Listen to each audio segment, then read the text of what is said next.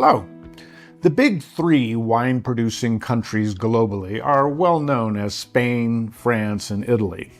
Do you know who number 4 for export volume is?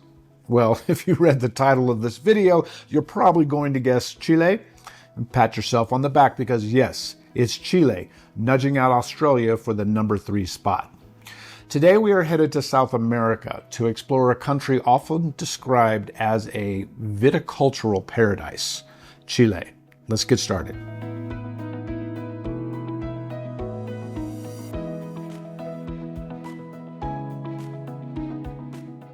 Now, before we get into the specific regions, we have to understand the geography, because in Chile, geography is destiny. Imagine a long, narrow strip of land, never more than 100 miles wide, sandwiched between two massive natural barriers. To the east, you have the towering Andes Mountains, and to the west, the Pacific Ocean. Historically, this geographical isolation has been Chile's greatest defense. It is one of the very few places in the world that is largely free from the pest phylloxera. This means that unlike almost everywhere else in the world, the vast majority of vines here can be ungrafted. They're growing on their own rootstocks. The climate here is generally a warm Mediterranean climate. It is sunny and dry, which keeps fungal diseases like downy mildew to a minimum.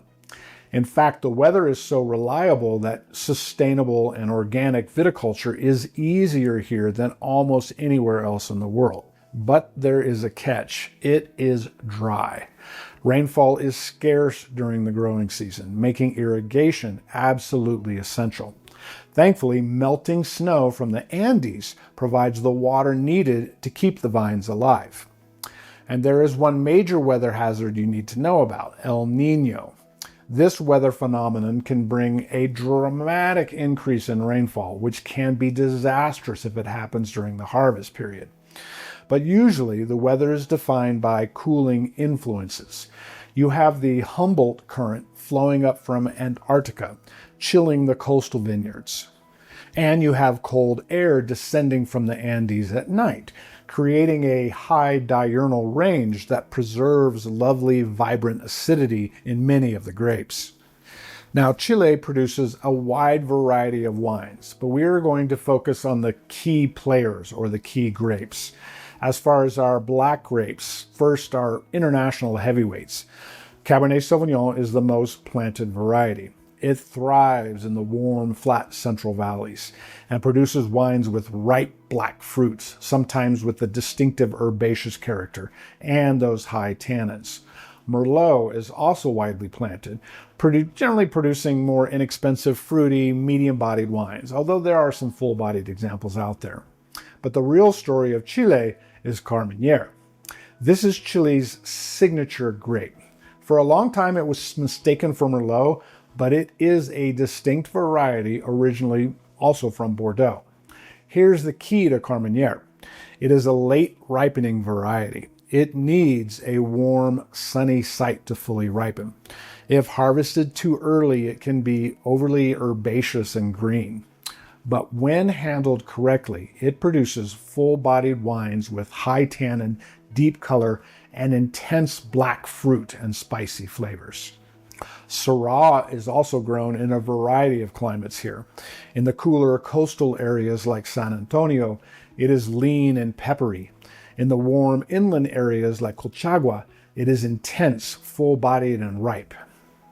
Now, we also see Pinot Noir, and it's showing some great promise in the cooler coastal regions, offering the expected red fruit and herbal notes. And then finally, we do have Pais.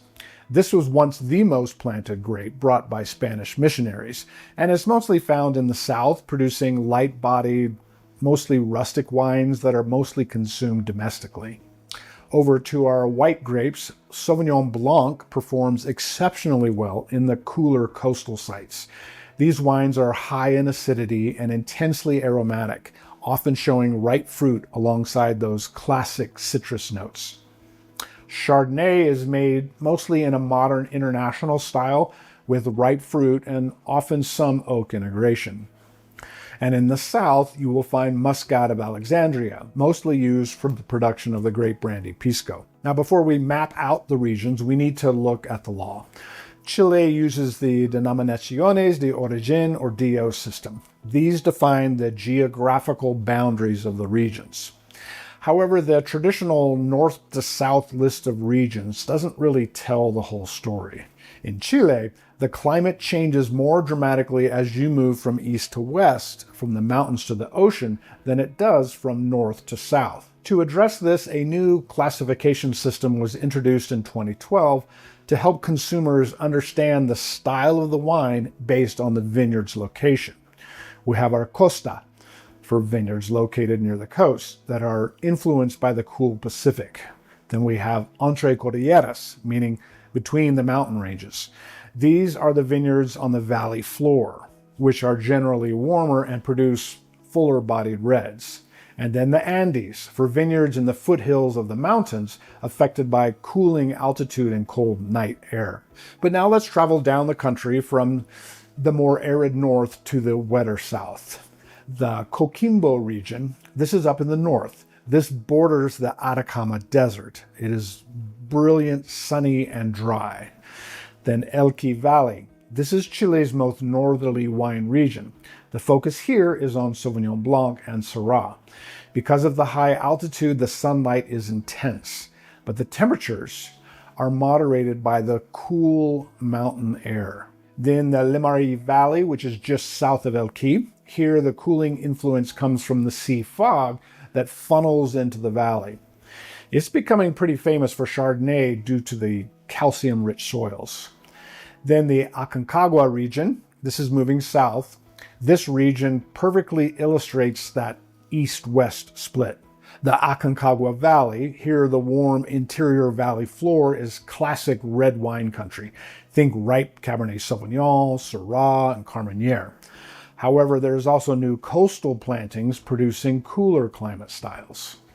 Then we have Casablanca Valley and San Antonio Valley. These are coastal regions located west of the coastal mountains. They are directly exposed to the Pacific Ocean. Morning fogs and cool afternoon winds make these the premier regions for white wines. Casablanca is famous for fresh Sauvignon Blanc and Chardonnay. San Antonio is highly regarded for Pinot Noir and Sauvignon Blanc. Now, you also must know the Leda Valley zone inside San Antonio. It is distinctively cool and produces excellent high-acid wines. Next, we go to the Central Valley region. This is the heartland of Chilean wine, producing the vast majority of volume. It's a warm, flat region, perfect for ripening red grapes. Here we have the Maipo Valley, and this is the most historic region surrounding the capital, Santiago. It is surrounded by mountains, so there is little coastal influence. Maipo is the classic home of Cabernet Sauvignon. The wines here are structured, elegant, and often have a distinctive minty character. Then the Rapel Valley, this is divided into two very important zones. The Cachapoal Valley, this is the northern part of Rapel.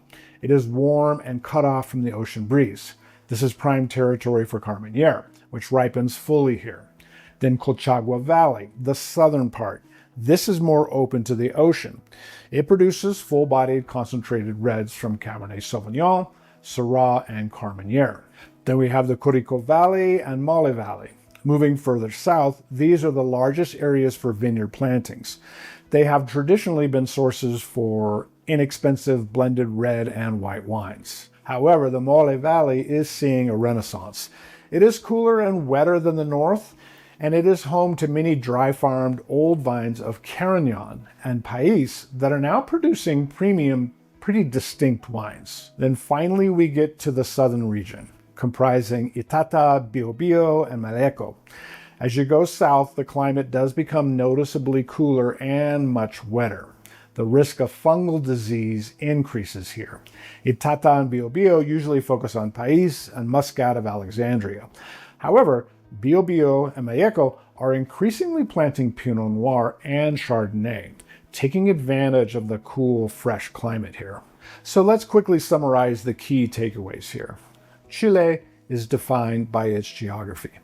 The Andes to the east and the Pacific to the west create a paradise of ungrafted vines free from phylloxera. While the climate is generally warm Mediterranean, cooling influences from the Humboldt Current and altitude allow for some diverse styles. Remember that new classification of Costa for the coast, Entre Cordilleras for the central between the mountains, and Andes. For grapes, remember that Cabernet Sauvignon is the most planted, but Carmenère is the unique heritage grape that requires a warm growing season to avoid green flavors. And then quickly for the regions, Coquimbo with Elqui and Le Marie, arid, Syrah, Sauvignon Blanc, Aconcagua, we have our warm reds inland, Casablanca, San Antonio for cool coastal whites and Pinot Noir, Central Valley, this is the engine room of production with Maipo for Cab, Cachapoal for Carmenère, Colchagua for full-bodied reds. Southern region is cooler, wetter, home to our old vine Pais and Muscat. Chile offers reliable fruit-driven wines, but as we've seen, the diversity of terroir is creating increasingly complex premium wines. Thanks for listening, and good luck. See you next time.